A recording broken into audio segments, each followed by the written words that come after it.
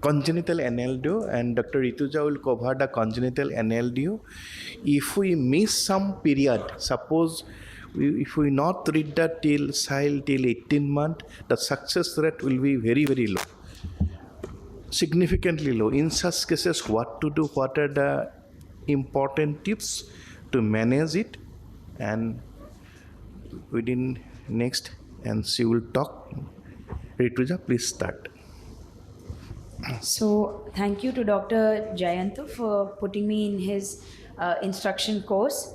So what I'll be discussing is the management of congenital nasolacrimal duct obstruction. It's something which we see very commonly as ophthalmologists, oculoplastic surgeons, even pediatric ophthalmologists. So it's something which we need to learn and follow a very protocol-based treatment. So I'll be covering it under these headings. So, congenital nasolacrimal duct obstruction, 20% of children can have this in the first year of their life, but around 80 to 96% they resolve spontaneously by the first year. Now, with respect to the development, it's important that we know when the canalization starts and that it gets completed at birth or within the first few weeks of birth. We may not notice it at the first few weeks because the lacrimal gland itself doesn't secrete tears till then, but it's important that we know that it's such a spontaneously resolving condition. The various causes include a membranous block, that is at the distal area, valve of Hasner, stenosis at the narrowed NLD near the inferior turbinate. A hypertrophied inferior turbinate can also cause this at times, as well as bone abnormalities, although that is much later. The usual symptoms that you see is the matting of the lashes, the discharge most commonly. Occasionally, you can also get a regurgitation on pressure over the sac area.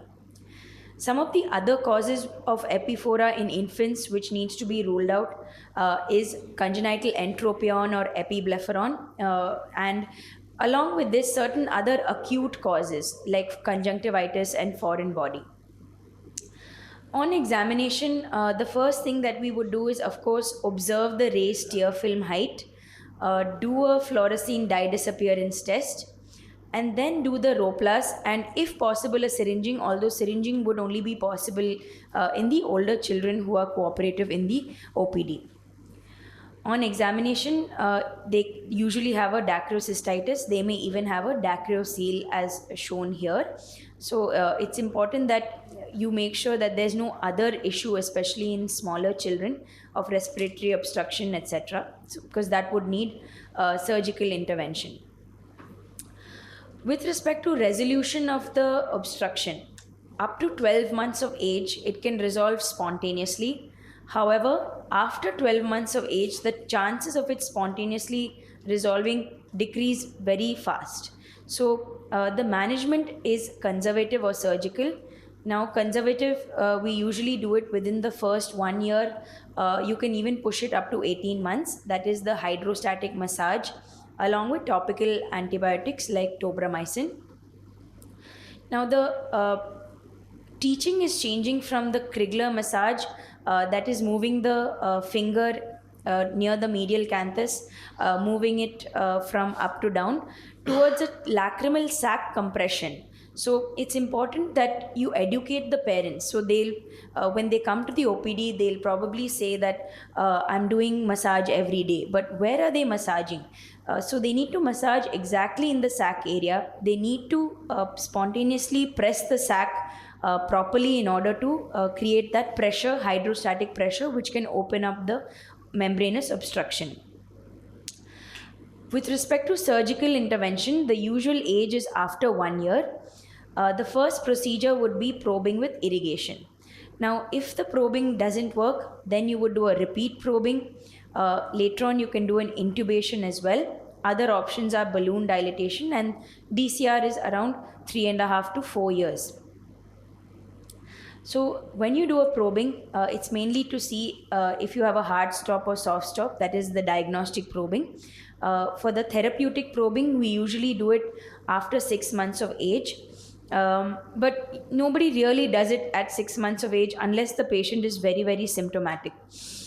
You can even do it up to 12 months of age, and delayed probing is now being taught up to 8 years of age, but I've seen people doing probing even up to 13 years of age along with intubation, and it works. So the technique of probing involves examination and packing. Of course, it's done under a short GA. The syringing is performed to empty the sac contents and check the patency of the canaliculus. So the basic direction is downwards, backwards, and laterally. So that would open up the obstruction. The success rates of probing, again, they mirror the rates of spontaneous resolution. So the later you do the probing, the lower the success rate. With respect to the second probing success rate is slightly lower than the first probing. So it's better to get in your first probing early. After the procedure, the patient should be on some steroid antibiotic eye drop, a steroid nasal spray, decongestant, and saline. This is important because if any hypertrophy develops or if they get any other infection after the procedure, this can cause failure of probing. Some of the complications related to probing include bleeding, which is accompanied by sometimes when you create a false passage. So if you're not able to put in the probe in the right area, that can cause failure. So this improper technique can cause failure. If it's an older child, if there's already a bony obstruction, that would also result in a failed probing. Now, how do you manage a failed probing? You repeat the probing. You may need to do an inferior turbinate infracture or an intubation, or maybe even if that fails, you'll have to call for a DCR later. So the inferior turbinate infracture, again, you pack the area and you go ahead and put your periosteal elevator on the lateral aspect of the inferior turbinate. And the main point is that you would sort of push the inferior turbinate medially, and that would open up that area which is getting blocked by the inferior turbinate, that is near the valve of Hasner.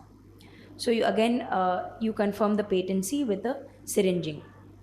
With respect to intubation, you can do a monocanalicular, that is a mini Monaca intubation, or a bicanalicular, that is a Crawford or a Rittling.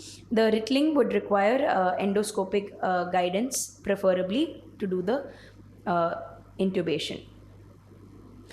With respect to silicone intubation, you generally do it in the failed probing and definitely along with DCR in older children. Some of the issues you can get with silicone intubation is difficulty in the passage, but since the nose is relatively shorter, it's easier to do it. You may have extrusion of the tube in children. Sometimes they may just pick it and pull it out as well, in which case you would need to remove the tube.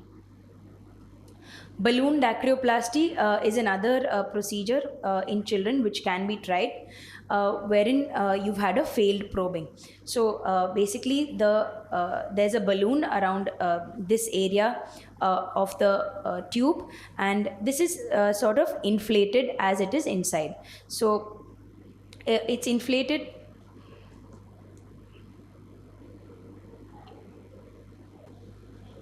Yeah, so it's inflated for various durations. So first for 90 seconds, then 60 seconds and 90 seconds and so forth, to basically open up that membranous obstruction. You can also do a probing along with visualization, and this is the ideal way of doing the probing. With respect to DCR surgery, it's usually done in the older children, preferably after 4 years of age. Some of the issues with respect to DCR is a smaller area, poorly defined landmarks, and they can have more scarring later. So it's important that you do a mitomycin C and put in a stent. Some of the newer modalities are dacryoendoscopy, although this is not available to most of us at this point. Now, the recent opinion, the basic take home is that up to 1 year of age, do a sac compression. Till 2 years of age, you can advise sac compression. Preferably go ahead and do a probing if it's not resolving. And After 5 to 6 years of age, you can go ahead and do a DCR. So this is the basic flow chart of how you would manage this, and this is what I've tried to explain. I hope this has been useful. Thank you. Nicely you cover up all. So there is lots of PG students. If you want to ask any question, definitely we will try to help you. Please, if you have any doubt on the money in mind. So as Rwituja rightly mentioned that Kriegler, there's a no need for movement. That in Kriegler it was movement, there is a mild movement, and that's a problem with the parents. Ultimately, they will do like a up to the tip of the nose. They thought it is up to the tip of the nose. If you explain every time, they will do some mistakes and they will not, from the sac to the, they thought it is on the tip of the nose. Ultimately, it is a massage of the nose only. So, scientifically, Dr. Rwituja already mentioned, so nice way, there should be hydrostatic pressure. Hydrostatic pressure will work and it will open up the valve. But question is how we can create the hydrostatic pressure by the hand of the parents. Rwituja, can you give me some tips for one? So one way is basically to do the Kriegler on the patient's parent itself. Yes. So that helps them to sort of understand better. Yes. The other thing is because the parents' fingers are generally too big, it's important to tell them to use their little finger. So what we generally do is take the parent's little finger, put it on the bony area and try to make them go behind that bone, and then demonstrate the same thing on the child. So they figure out the difference between the bone which the adults have and the lack of bone in the child. And because if the child especially has regurgitation, then it's much easier for them to understand that what they're doing is correct. Okay, if you have other IC, I think you can move.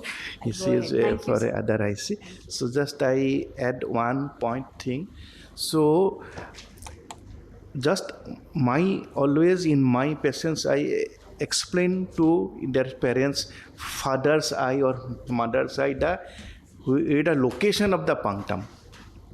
Once they can understand the punctum with the picture, so very important is that from your finger it should be close the punctum first.